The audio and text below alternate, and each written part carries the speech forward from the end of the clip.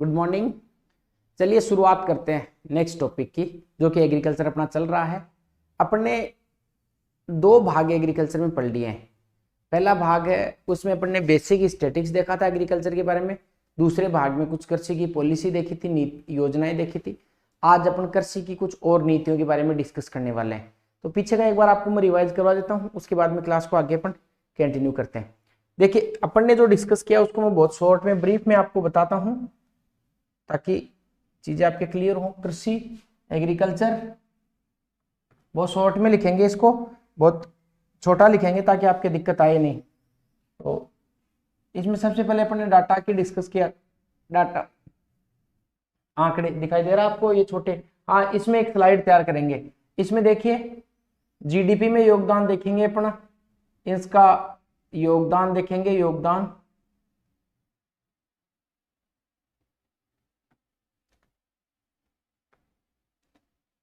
योगदान कितना है, तो आप कहेंगे चालू पर और स्थिर पर। चालू और स्थिर, चालू पर कितना है कृषि का योगदान? यस, 30.23। और स्थिर पर कितना है? 28.85। ठीक है, पैसे में कितना बनता है ये बनता है 3.37 लाख करोड़। और ये कितना बनता है?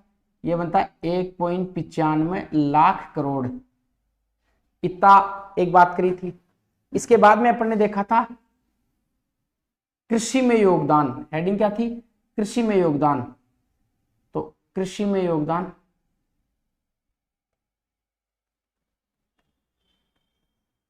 किन किन चीजों का योगदान है कृषि में, तो आपको मैंने बताया था। कृषि में सबसे पहले अपन देखेंगे चार चीजें।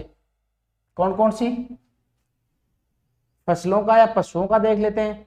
पशु तो 46.25। फसलों का योगदान कितना है? 45.94। इसके बाद में वानिकी का योगदान कितना है? 7.44। और मत्स्य का योगदान कितना है? 0.37। देखिए, सब कुछ आपको पढ़ाया हुआ, मैं केवल इनको शॉर्ट कर रहा हूं ताकि आप लोगों की बहुत सारी चीजें क्लियर हो जाए। मतलब ये एक स्लाइड तैयार कर रहे हैं ताकि कई चीजें आप सीख पाए नहीं और पीछे की चीजें रिवीजन हो जाए आप लोगों के। इसके बाद में अपन ने देखा ये हुआ कृषि में योगदान, एग्रीकल्चर में इसका कंट्रीब्यूशन। इसके बाद में अपन ने बात करी थी भूमि उपयोग पर। अगली हेडिंग क्या थी अपनी? भूमि उपयोग। भूमि उपयोग, भूमि उपयोग।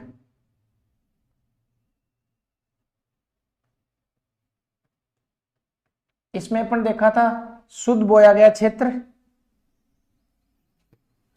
शुद्ध बोया गया क्षेत्र कितना है? 52.58। इसके बाद में दूसरी चीज अपन ने देखी थी बंजर भूमि।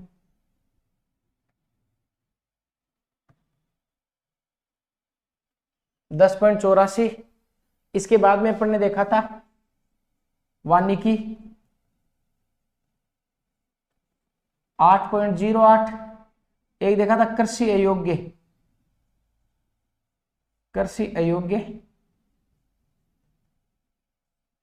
6.24। इतना देखा था। ये हो गया भूमि का उपयोग। इसके बाद में अपन ने अगली चीज क्या देखी थी? भू उपयोग के बाद में लैंड स्टैटिक। इसके बाद में देखा था जोत के बारे में। तो अगली हेडिंग अपनी क्या थी? जोतों के बारे में। जोत, तो अगली हेडिंग अपनी जोत।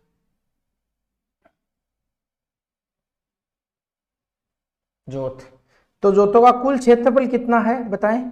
जो कुल कितनी जोतें, कुल जोतें कितनी है? 76.55 लाख कुल जोतें हैं। 76.55 लाख टोटल जोत है। जोत का मतलब आपको मैंने बताया था खेत। इनका क्षेत्रफल कितना बताया आपको? क्षेत्रफल बताया 208 लाख हेक्टेयर बताया। 208 लाख हेक्टेयर। इसके बाद में क्या बताया? औसत कितना है? तो औसत है 2.73। 2.73। महिला जोतदार कितनी है? 7.75, महिला कितनी है 7.75। ठीक, इसके बाद में मैंने अब तक कृषकों के बारे में, किसानों के बारे में, कृषक, किसान, अगला क्या रहेगा किसान। कितने प्रकार के किसान अपने डिस्कस किए, यस अपन 5 प्रकार के किसान डिस्कस करेंगे। पहले किसान कौन से हैं, पहले किसान है सर सीमांत किसान। नंबर 1 सीमांत,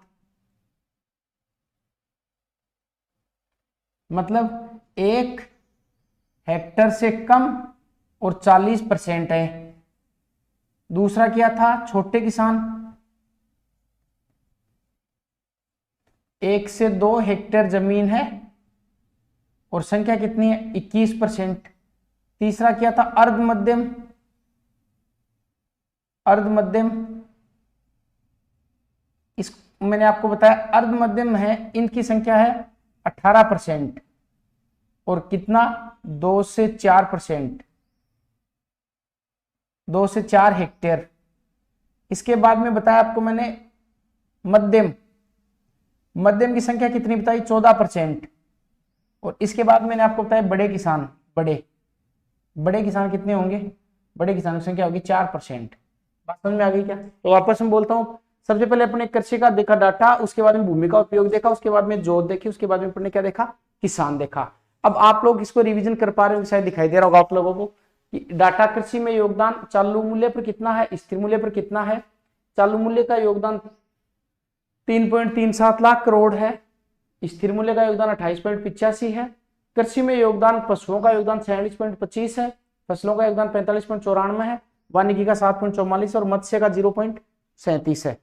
इसके बाद में भूमि का उपयोग देखा, लैंड स्टैटिक, शुद्ध भूमि, शुद्ध बोया गया क्षेत्र कितना है 52.58, बंजर भूमि 10.84, वानिकी 8.08 और कृषि अयोग्य भूमि कितनी है 6.24 है। इसके बाद में अगला मैंने बताया जोत, कुल 76.55 लाख, 76.55 लाख जोत है और ये लाख हेक्टेयर है, लाख हेक्टेयर 208 लाख हेक्टेयर, औसत 2.73 है, 2.73 हेक्टेयर है और महिला जोत धारक 7.75 लाख है, लाख।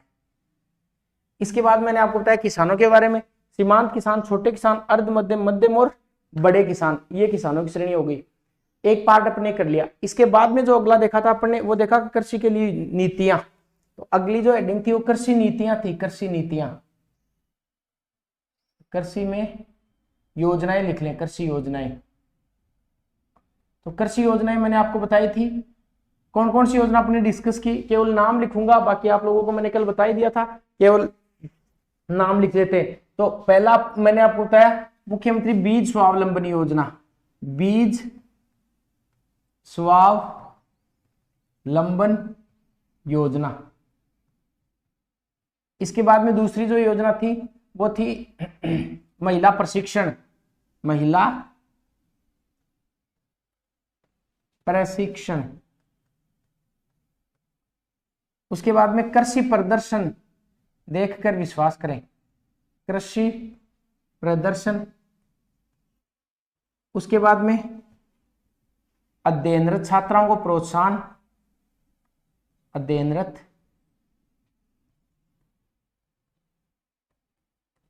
छात्राओं को प्रोत्साहन। इसके बाद में अपन ने देखा बीज मिनी किट, बीज मिनी किट योजना। इसके बाद में अपन ने देखा बीज मिनी किट के बाद में अपन ने देखा है 6ठे नंबर पर zero budget, zero budget natural farming, zero budget natural farming. इसके बाद में देखा 7वां कृषि प्रतिस्पर्धात्मक योजना, कृषि प्रतिस्पर्धात्मक योजना। उसके बाद में देखा लघु व सीमांत किसान पेंशन, सीमांत किसान पेंशन। ये अपन ने डिस्कस किया, बात समझ में आ गई, ये अपन ने डिस्कस किया। तो सबसे पहले आपको ध्यान रखना है, कृषि में के बारे में बेसिक स्टैटिस्टिक्स डाटा देख लिए, उसके बाद में कृषि की अपन ने क्या देख ली, योजनाएं। अब जो अगला पार्ट अपन आज डिस्कस करने वाले हैं वो कृषि की नीतियों के बारे में डिस्कस करेंगे। देखिए आप सोच रहे हो इतनी सारी नीतियां, हाँ अगर एग्रीकल्चर बड़ा क्वेश्चन आए तो इनको रट के रखिए, आप इन वर्ड को रट के रखिए। 8 योजनाएं एग्रीकल्चर के बारे में आपको वहां पे कम से कम लिख के आनी है। उसके अलावा जो कृषि की नीतियां हैं उनके बारे में अपन डिस्कस करने वाले हैं, उनका आज प्री में भी और मेंस के लिए दोनों लिए काम की होंगी। तो आज जो कृषि में जो डिस्कस करने वाले हैं वो कृषि की नीतियों के बारे में डिस्कस करने वाले हैं। देखिए कृषि में अभी तक 3 नीति आई, एक 13 में आई, एक 15 में आई, एक 19 में आई। तो तीनों कृषि की नीतियों के बारे में आपको याद रखना है। सर इस बार मेंस में एक बड़ा क्वेश्चन आया था 10 नंबर का एग्रीकल्चर पॉलिसीज के बारे में, जहां तक मैं याद कर पा रहा हूं। तो क्वेश्चन बड़े की भी संभावना तो है ही मेंस में, साथ में प्रीलिम्स में क्वेश्चन आ सकता है। अदरवाइज जो भी एग्जाम होती है वनडे एग्जाम, उसमें आपको इनमें से कोई सी भी योजना पूछी जा सकती है। आप नोट्स में इसको लिखिए, बार बार रिवाइज कीजिए। तो आज अपन जो हेडिंग लगाने वाले हैं, जो पढ़ने वाले हैं, आप लोग हेडिंग लगाए कृषि की नीतियां, एग्रीकल्चर पॉलिसी। हेडिंग क्या लगाएंगे, कृषि नीतियां, कृषि नीतियां, कृषि की नीतियां। अब आपको दिमाग में रखना कि कितनी कृषि की नीतियां हम पढ़ने वाले हैं। अभी 3 कृषि की एग्रीकल्चर की पॉलिसी पढ़ने वाले हैं। बजट में आगे क्या प्रावधान किए, बजट में कौन कौन सी और नीतियों की घोषणा करी, कौन कौन सी स्कीम लागू करी, उसके बारे में बाद में बात करेंगे। अभी का जो अपना टॉपिक होएगा वो होगा कृषि की नीतियां, कृषि की पॉलिसी। तो सबसे पहले आपको याद रखना कि कृषि की पहली जो पॉलिसी है इसके बारे में अपन लिखेंगे। पहली पॉलिसी है वो 2013 में, इसका नाम है कृषि नीति, कृषि नीति 2013। बात समझ में आ गई। दूसरी नीति है 2015 में, 2015 में, इसका नाम है एग्रीकल्चर प्रोसेस, इसका नाम लिखता हूं एग्रीकल्चर प्रोसेस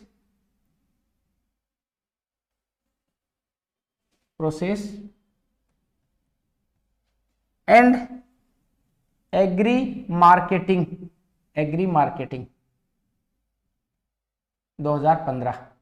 तो पहली नीति कौन सी लिखेंगे, पहले लिखेंगे कृषि नीति 2013, दूसरी नीति लिखेंगे agriculture process and agri marketing 2015। 2 नीति होगी, इनको लिख लो, मैं साथ में आपको टाइम दे रहा हूं। पहली नीति ऐसे लिखें, कृषि नीतियां पहली 2013 में, कृषि नीति 2013।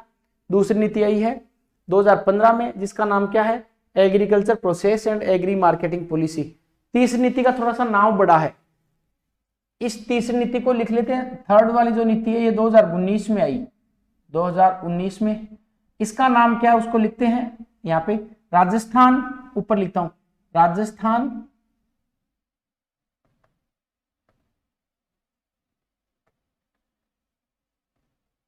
Agree process agri business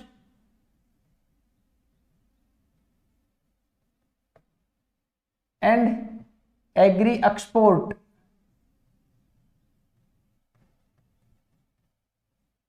agree process agri business and agri export policy 2019। बात समझ में आ गई। तो खिचड़ी हो रहा है क्या, इसको विस्तार से अपन बात करते हैं कि एक पॉलिसी में क्या क्या प्रावधान किया, इसमें क्या क्या प्रोविजन रखे गए, कितना क्या टारगेट रखा गया, वो बाद की बात है। सबसे पहले आपको 3 पॉलिसीज का ध्यान रखना है। पहली पॉलिसी कौन सी आई, पहली पॉलिसी कृषि नीति 2013 आई। दूसरी पॉलिसी कौन सी आई, agriculture process and agri marketing policy. ऐसे याद रख लेंगे, एग्रीकल्चर प्रोसेस APAM,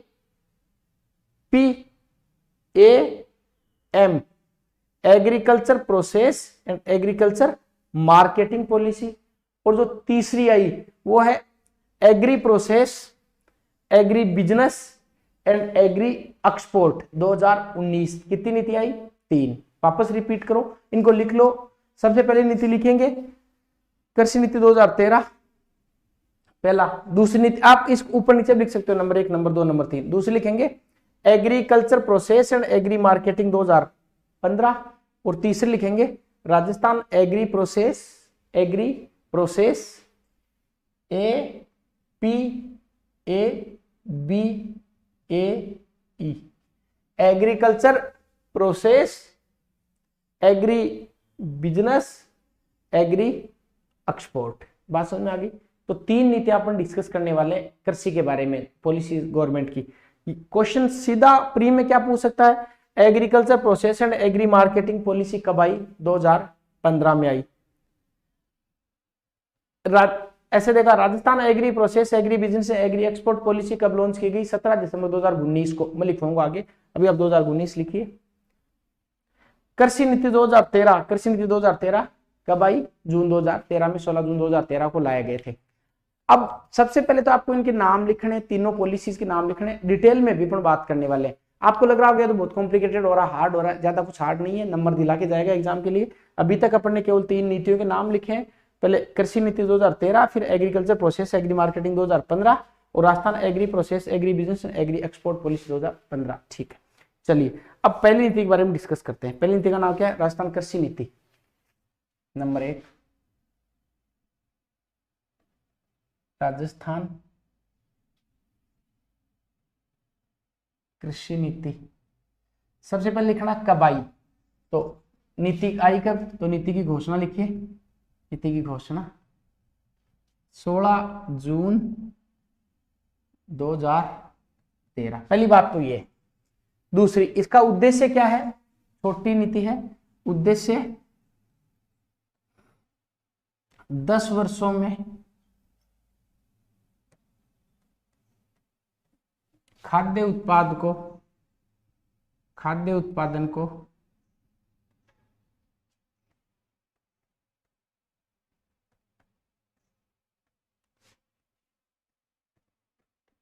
दुगुना करना, 10 वर्षों में खाद्य उत्पादन को दुगुना करना। ठीक, और ग्रोथ रेट जो वृद्धि दर है,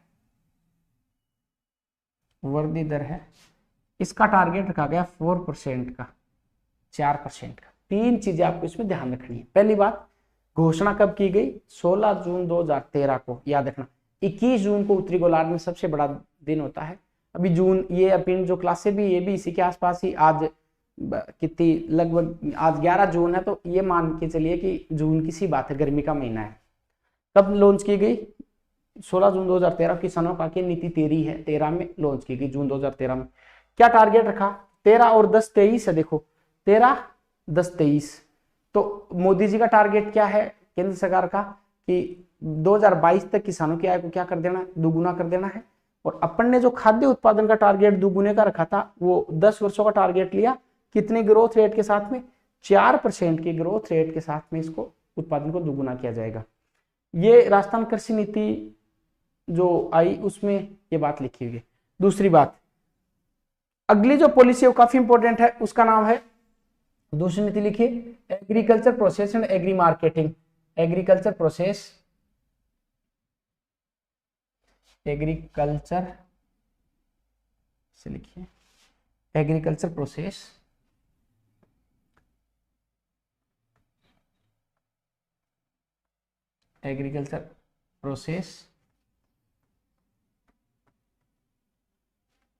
agree marketing.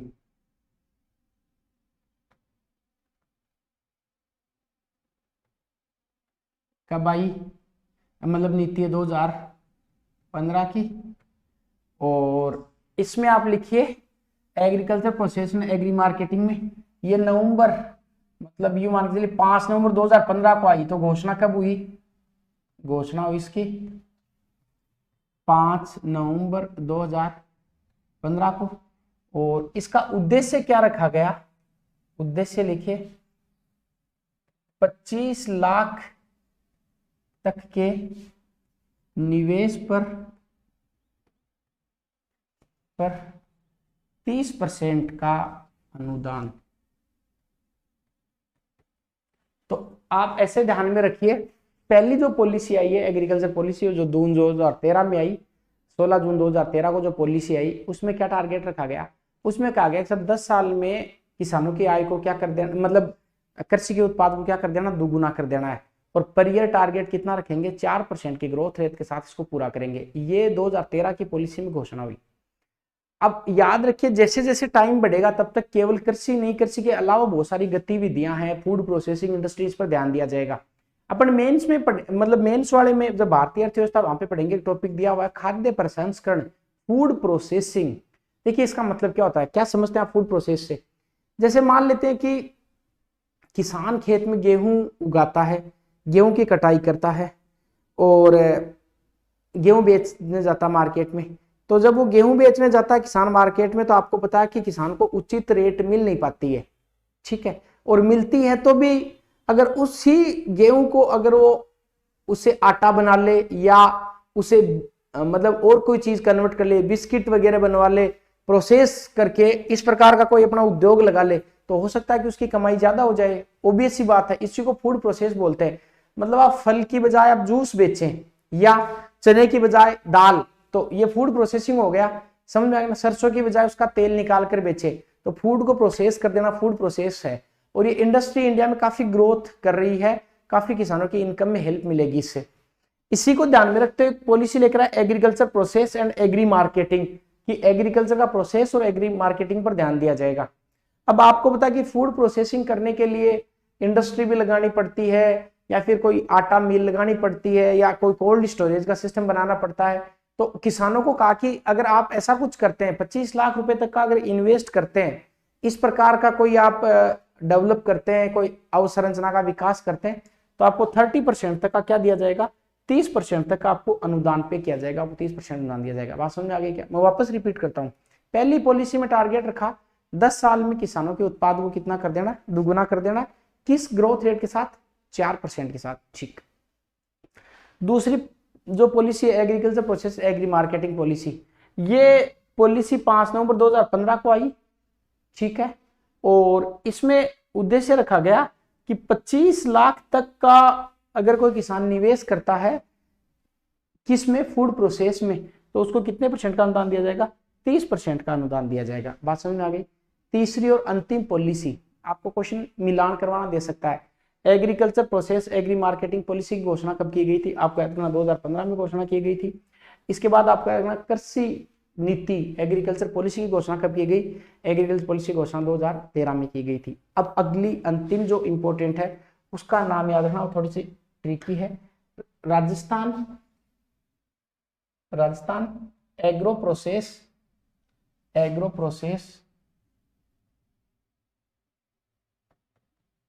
Processing agri business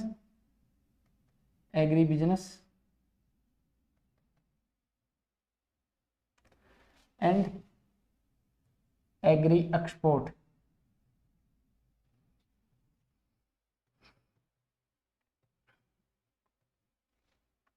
इसको हिंदी में लिखने का प्रयास करें क्या, या वापस आप साफ वैसे उस रोमन में लिख देता हूं, ऐसे लिखिए Rajasthan agri process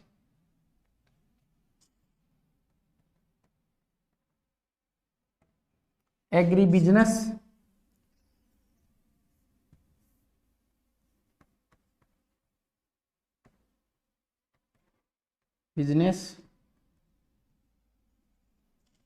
and agri export नीति 2019 लिख लिया। और इसका ये 17 दिसंबर 2019 की पॉलिसी है, 17 दिसंबर 2019। ऐसा याद रखिए कि सबसे बड़ी पॉलिसी है, अगर आपको मिलान करवाना दे कि इस पॉलिसी की घोषणा कब की गई, तो आपको ध्यान रखना है पॉलिसी की घोषणा Rajasthan agri process agri business and agri export policy की घोषणा 2019 में की गई, 17 दिसंबर 2019 को। ये 3 पॉलिसी आई है एग्रीकल्चर को लेकर। मेंस में क्वेश्चन आए तो तीनों लिखनी है। प्री में अगर क्वेश्चन आता है और अगर आपसे मिलान करवाना देता है, कृषि की नीति कब आई, 2013 में आई है। और agri process and agri marketing की पॉलिसी कब आई है, ये 2015 में आई है। और agri process agri business and agri export की पॉलिसी कब आई है, ये 2019 में आई, 17 दिसंबर 2019 को। अगली योजना किसान कलेवा योजना, काफी आसान योजना है। नंबर 1 किसान कलेवा योजना, किसान कलेवा योजना लिखिए, किसान कलेवा योजना। देखिए किसान कलेवा जो योजना है ये योजना आपको पता है कि जैसे किसान मंडी में अपना प्रोडक्ट सामान लेकर जाते हैं तो उनको पूरा दिन वहां पे लग जाता है, तो किसानों को बेसिकली खाने की ऐसे प्रॉब्लम्स होती हैं, उन प्रॉब्लम की समस्याओं के समाधान के लिए पॉलिसी लागू की, इसका नाम है किसान कलेवा योजना। इस योजना में मतलब इस योजना की शुरुआत कब की गई थी, तो ऐसे लिखी योजना की शुरुआत 20 जनवरी 2014 को, योजना की शुरुआत 20 जनवरी 2014 को की गई। क्या किया जाएगा इसमें, इसमें किसानों को 5 रुपए में मतलब कलेवा नाश्ता दिया जाएगा, 5 रुपए में खाना प्रोवाइड करवाया जाएगा। तो 5 रुपए में किसानों को नाश्ता दिया जाएगा,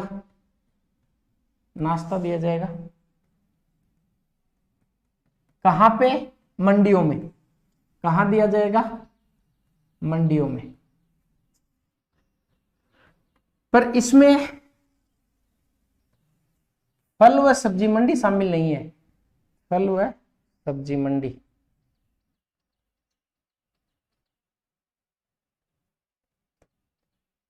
ज्यादा कुछ खास योजना नहीं, आपके नाम से याद रह जाएगा कि योजना का नाम किसान कलेवा योजना। कब शुरू हुई, 20 जनवरी 2014 को शुरू हुई। क्या किया जाएगा, 5 रुपए में किसानों को क्या दिया जाएगा, नाश्ता दिया जाएगा, मंडियों में दिया जाएगा। कौन सी मंडियों में, ये जो अनाज की मंडी है वहां पे दिया जाएगा, फल और सब्जी वाली में नहीं दिया जाएगा। बस ये डेट आपको याद रखनी पड़ेगी कि कब लागू की गई। तो ये 20 जनवरी 2014 को ये लागू की गई। और कितने रुपए में दिया जाएगा, तो याद रखना है 5 रुपए में किसानों को दिया जाएगा। क्या सभी, कथन आ सकता है कि सभी मंडियों में दिया जाएगा, सभी मंडियों में नहीं दिया जाएगा। ये केवल फल और सब्जी मंडी को छोड़कर केवल जो कृषि की मंडी है उनमें ही ये प्रोवाइड करवाया जाएगा। चलिए अगली बात अपन डिस्कस करते हैं, राजीव गांधी कृषक सहायता योजना। राजीव गांधी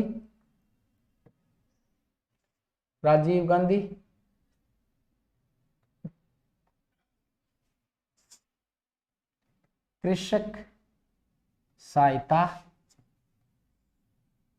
योजना।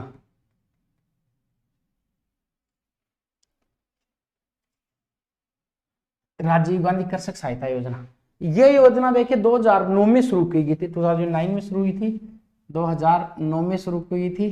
पहली बात तो आप याद रखनी है। और दूसरी याद रखनी है कि किसान और श्रमिक की अगर खेत में दुर्घटना के दौरान, दुर्घटना से खेत में मृत्यु हो जाए,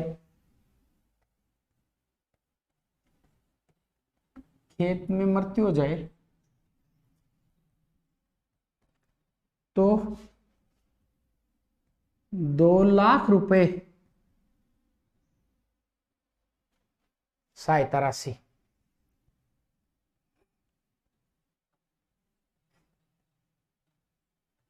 बात समझ में आ गई। तो अगर किसान की खेत में मृत्यु हो जाए तो पहले देखिए, अब आप खिचड़ी नहीं करना है। सबसे पहले अपने क्या डिस्कस किया, सबसे पहले अपने डिस्कस किया था 3 योजनाओं के बारे में। कौन कौन सी, पहली एक कृषि की नीति कब आई, अब साथ साथ बोलिए, एक ही तरीका याद करने का। कृषि नीति कब आई, 2013 में आई, 16 जून 2013 को आई। और 10 साल में खाद्यान्न उत्पादन को दुगुना कर देना है, ग्रोथ रेट 4% से होगी। दूसरी agriculture process agri marketing policy आई, 5 नवंबर 2015 को पॉलिसी लेके आए थे। और इसमें कहा गया था कि 25 लाख रुपए तक अगर कोई किसान इंफ्रास्ट्रक्चर में निवेश करता है तो 30% की सब्सिडी मिलेगी। एक अंतिम जो पॉलिसी आई वो agriculture process agri business and agri export policy कब आई, 17 दिसंबर 2019 को। इन तीनों का ही टारगेट क्या है, किसानों की आय बढ़ाने का। ये तो 3 नीति हो गई। इसके बाद में अपन ने एक नीति के बारे में डिस्कस किया, वो किसान कलेवा योजना। पहले किसान को कलेवा करवाया जाएगा, कितने रुपए में, 5 रुपए में। कहां पर, मंडियों में। कौन सी मंडियों में, अनाज की मंडियों में। कब शुरू की गई योजना, 2014 में शुरू की गई थी, 20 जनवरी 2014 को। इसके बाद में अगली योजना राजीव गांधी कृषक सहायता व कल्याण योजना। इसमें योजना में ये प्रावधान है कि कोई किसान है, उसकी अगर मृत्यु हो जाती है अपने खेत में, जैसे किसान हमारे बदल रहा है और करंट से किसान की मृत्यु हो गई, तो उस ऐसी स्थिति में किसान को 2 लाख रुपए की सहायता राशि दी जाएगी। क्या केवल किसान को दी जाएगी, क्या नहीं, मजदूर हो सकता है, अपने खेत में कोई काम कर रहा हो, अपने खेत की बात है, अपने खेत में कोई काम कर रहा हो और चोट लग गई, कुछ भी हो गया, उनकी डेथ हो गई, तो 2 लाख रुपए की सहायता राशि दी जाएगी। कौन सी योजना में? राजीव गांधी कृषक सहायता योजना 2009 में। इसके बाद में एक योजना सावित्रीबाई फुल्ले, सावित्रीबाई फुल्ले योजना। तो सावित्रीबाई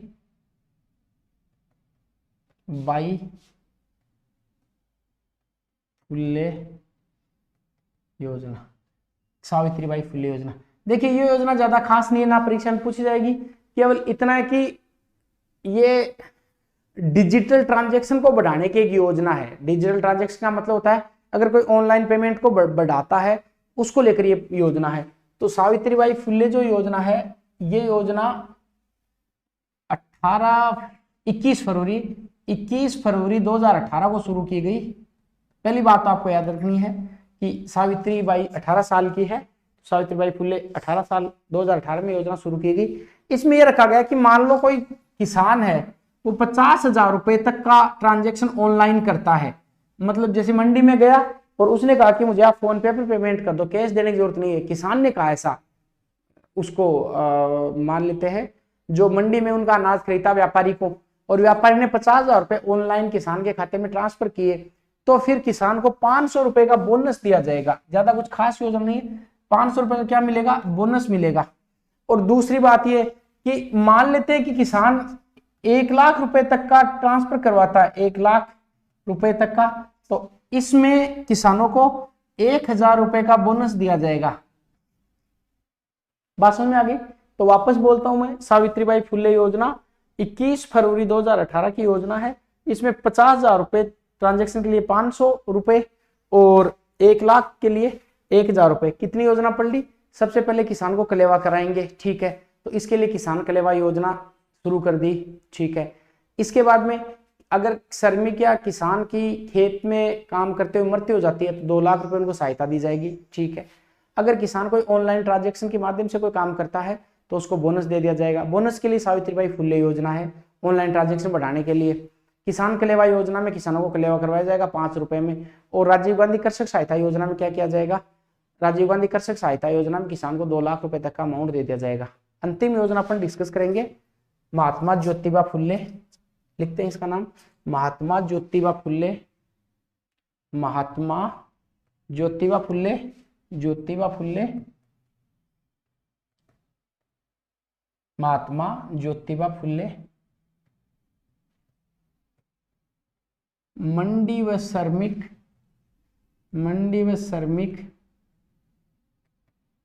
कल्याण योजना। महात्मा ज्योतिबा फुल्ले मंडी व श्रमिक कल्याण योजना 2015 लिख लेंगे, महात्मा ज्योतिबा फुल्ले मंडी व श्रमिक कल्याण योजना 2015। तो एक तो सावित्रीबाई फुल्ले के नाम पर है, उसमें क्या किया जाएगा? सावित्रीबाई को कहा कि आप ऑनलाइन ट्रांजैक्शन कीजिए, कितना अमाउंट दिया जाएगा? 500 रुपए का, और 1,000 तक करते हैं तो 1 लाख करते हैं तो 1,000 रुपए दिया जाएगा। महात्मा ज्योतिबा फुल्ले मंडी श्रमिक कल्याण योजना में क्या किया जाएगा? इसमें जो भी मंडी में जो श्रमिक काम कर रहे हैं, मान लो महिला और पुरुष काम करते हैं, महिला और पुरुष काम करते हैं मंडी में, महिला और पुरुष,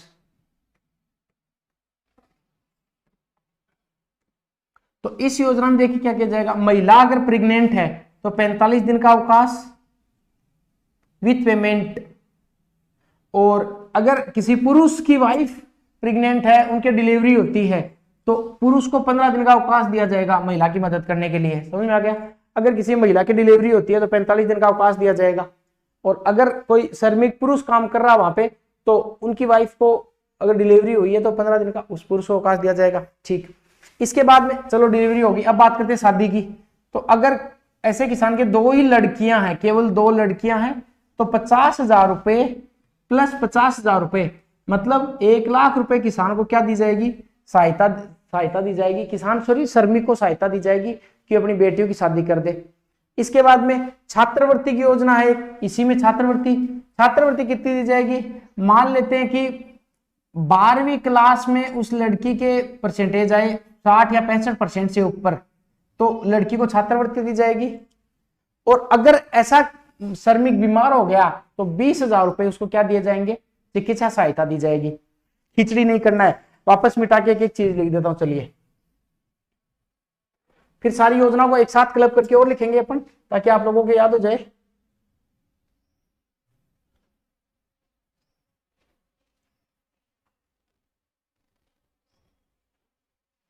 पहले ये महात्मा ज्योतिबा फुले, महात्मा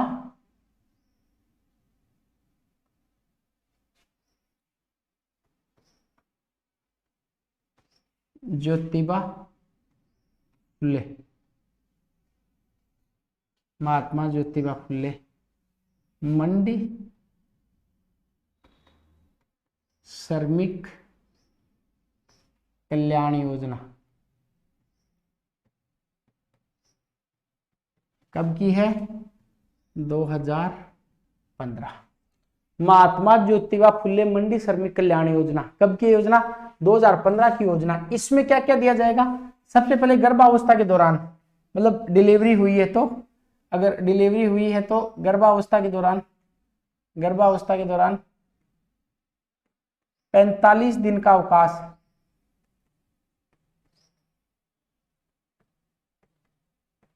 किसको? महिला को, महिला। और 15 दिन का अवकाश पुरुष को। ठीक। दूसरी बात इसी में, अगर इनके 2 ही लड़कियां हैं तो इन 50,000 रुपए शादी के लिए दिए जाएंगे, दोनों लड़कियों के 50,000 रुपए। ठीक।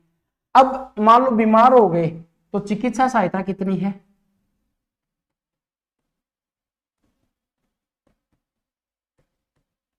20,000 रुपए। और अगर 12th क्लास में, 12वीं क्लास में 65% से ऊपर नंबर आते हैं तो इनकी लड़कियों को छात्रवृत्ति दी जाएगी। 12th के बाद छात्रवृत्ति। ये कौन सी योजना होगी? महात्मा ज्योतिबा फुले। 4 योजना अपन ने डिस्कस की है। महात्मा ज्योतिबा फुले योजना, जिसके बारे में मैंने आपको बता दिया। दूसरी योजना महात्मा ज्योतिबा फुले के बाद, अब एक बार सारा डिस्कस करवा दूं आपको। चलिए, अब पहली योजना अपन ने कौन सी चर्चा करी? सबसे पहले अपन ने सब एग्रीकल्चर के बारे में देखा कि एग्रीकल्चर में 3 पॉलिसी आई है। शॉर्ट में लिखे, चलिए लिखते हैं। अब इसको शॉर्ट नोट्स लिख लीजिए, कल एक बार और रिवीजन करवा दूंगा। सबसे पहली बात करते हैं अपन नीति, कृषि की नीतियां। कितनी नीतियां आई? आप हो सकती 3 नीतियां आई कृषि को लेकर। कौन कौन सी? एग्रीकल्चर पॉलिसी, कृषि नीति, कृषि नीति 2013 में आई। उसके बाद में एग्रीकल्चर प्रोसेस, एग्रीकल्चर मार्केटिंग कब आई? 2015 में आई। और इसके अलावा एक नीति आई agriculture process, agri business and agri export, कब आई? 2019 में आई। इसके अलावा अपन ने पढ़ा नंबर 1 किसान कलेवा योजना, किसान कलेवा। फिर राजीव गांधी कृषक सहायता, राजीव गांधी कृषक सहायता योजना। तीसरी योजना सावित्रीबाई फुले, सावित्रीबाई फुले। और अंतिम योजना महात्मा ज्योतिबा फुले, महात्मा ज्योतिबा फुले। ये अपन ने आज इतना डिस्कस किया। देखिए, कल आते एक बार और रिवीजन कराऊंगा आपको इस पूरी क्लास का। प्रयास कीजिए कुछ चीजें याद करने की, एक बार और करेंगे तो आपके याद हो जाएगा। चलिए मिलते हैं कल वाली क्लास में, तब तक के लिए बाय।